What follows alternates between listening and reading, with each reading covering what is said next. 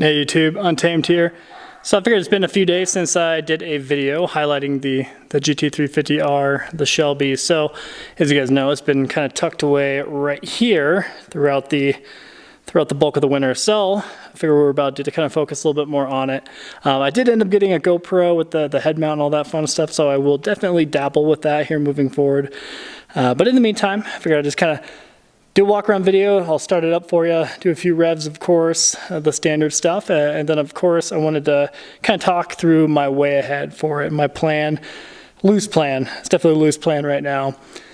So what you're looking at right now is the official lineup, if you will, right? So got the 2017 Avalanche Gray GT350R, the Shelby here, the 2020 4Runner TOD Pro, the 2013 Trail Teams FJ Cruiser, and then the 2020 Tundra TOD Pro. So that is the lineup, with the Tundra being my only loan right now. So a part of me, and this would be probably the smart part of me, if we're being honest with each other, is considering selling the GT350R here, paying off the bit of the loan that I have on the Tundra, and pocketing the rest, and just kind of having some better safety cushion, if you will, within the bank. As you guys know, I am I am a car nut, as many of you guys understand wholeheartedly. Some of you not so much, but when you really like cars, this kind of drives your life to some degree. And honestly, I wouldn't have it any other way. I think it's fun. It keeps me occupied.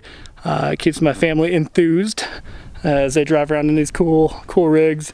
So I definitely love the hobby. My wife thinks I should probably get a cheaper hobby, if we're being honest, but that wouldn't be too much fun. You only live once, right? So way ahead for the Shelby. I'm considering a couple things. So for one, like I mentioned already, selling it, paying off the Tundra, and then just banking the remainder. I'd end up posting it for sale price for $69,000. As you guys know, some dealerships, many, I shouldn't say many, they offer that ADM, additional dealer markup on them, and they did for a long time on these. The 2017, the Avalanche Gray, is specific to it, so that's kind of the unique factor. And the most unique factor for this 2017 is I just rolled over 1,000 miles. So it is technically not even broken in yet, and we did it right with this one. So a lot of the folks who were having motor problems with them, they were not putting their oil catch cans on them, and I did that from day one pretty much. Ford Performance catch cans on both sides, both banks. So this was done right, and done right for the beginning. So it was very unlikely for it to have actually any kind of motor engine issues with it. So but yeah, so I am considering that. In my part two consideration, you guys are gonna probably think I'm a little crazy for. Again, I'm not committed to any of these ideas yet, but I am considering selling it and then getting a Land Cruiser Heritage Edition. So then, just in this shot, kind of begs the question: why do you need a Land Cruiser Heritage Edition? Because, well, what do you see there? You see two SUVs and then a large truck. So I think the average miles per gallon between those three vehicles back there is probably about 14, 15 altogether, probably 15, 16. But at any rate, that is a consideration I'm having right now. So Heritage Edition, those are changing. I don't know if you guys know that, but the Land Cruiser at large is coming out with a new model, the 300 series. So that should be coming here probably within the next year or two. They'll be unveiling that. And that always presents the question of, oh, Peanut Feature. Say hi, love bug. No. Say hi. What's her name? Swifty. Pizza. Oh, Swifty Feature. Nice. Good job. Yeah, Swifty. So she watched this cartoon, this movie. I think it actually might even be called Swifty. I forget what the movie's called. It's an not, almost said claymation, but an animated cartoon movie, and the main character is a fox named Swifty. So ever since then, she's been wanting to be called that. At any rate, so as you guys know, the new Land Cruiser is coming out. That presents its own possible issues. And I say issues in a weird way, I guess, but you know, that will have the 6-cylinder will likely, It will not have the 5.7 liter V8 that they currently have, similar to what the Tundra rocks. So you're gonna have the 6-cylinder, which is I would argue a negative. However, it will be way nicer, I'd imagine. So of course it should be.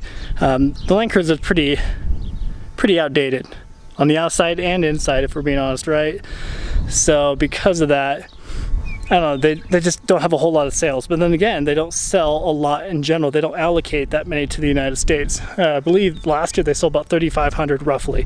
And I think that's their average. Every year they sell right around 3,500 of them ish, right? And then the Heritage Edition for 2020, I think it makes up, gosh, it's been a while actually since I looked at it, but I think probably 2,500 or 2,000, I forget. So they make up like 2/3 of it, of the grand total that they'll actually sell in 2020 and produce for the US market. So they're not like super rare by any means. And if you just do a quick Google search, there's a lot of them still left on dealership floors, you know, as is pretty typical for the Land Cruiser at large.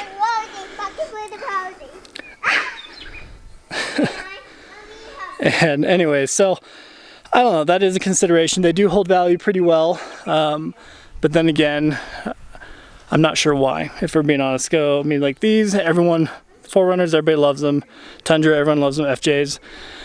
Land Cruisers, there's kind of a even more niche market for them because they cost so much money, and then what else can you get for that kind of money?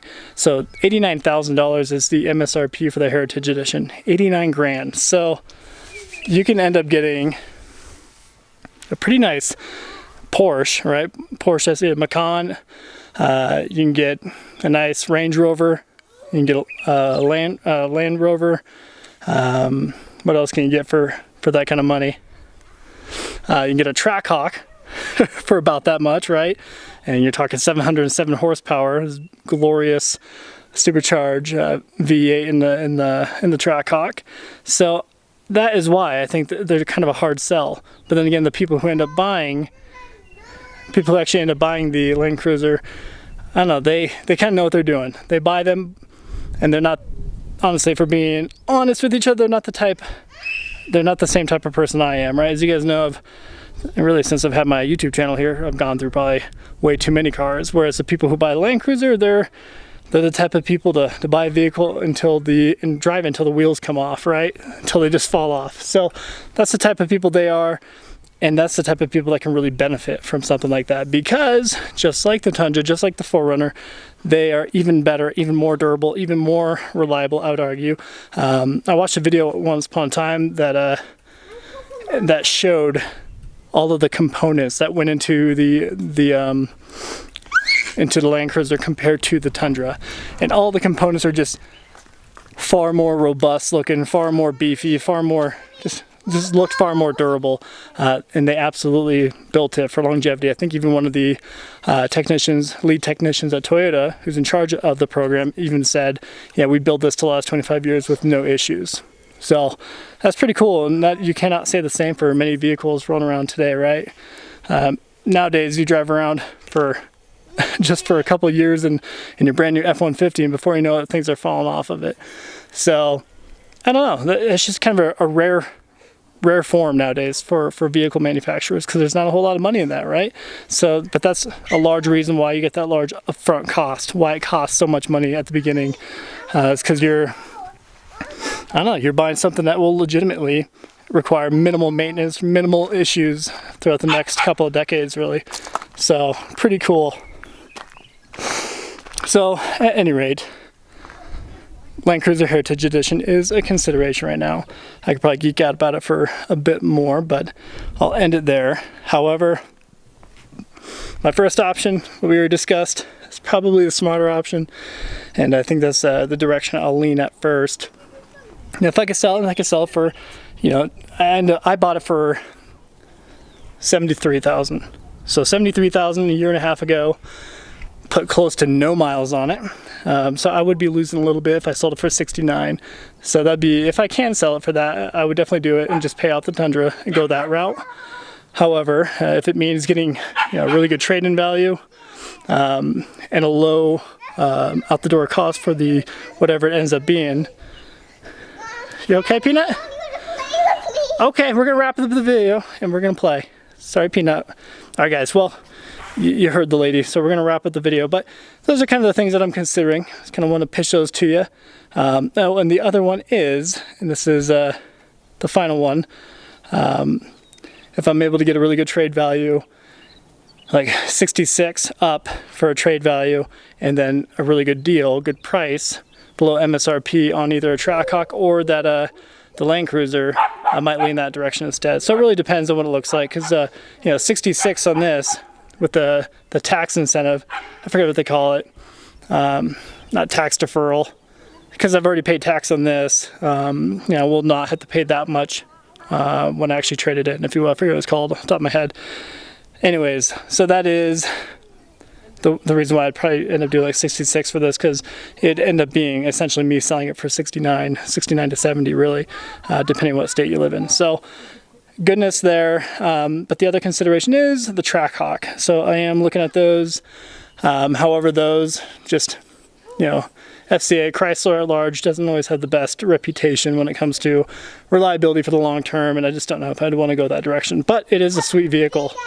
And as a final note to you guys, I love having a cool car, but if you're like me and you've driven SUVs on a daily basis for so long and trucks, it almost becomes kind of strange, almost taboo feeling to get behind the wheel of a car again. Even though it was glorious, but I found myself being like way overcautious and getting nervous, just pulling into different driveways without scraping on this low front end up here.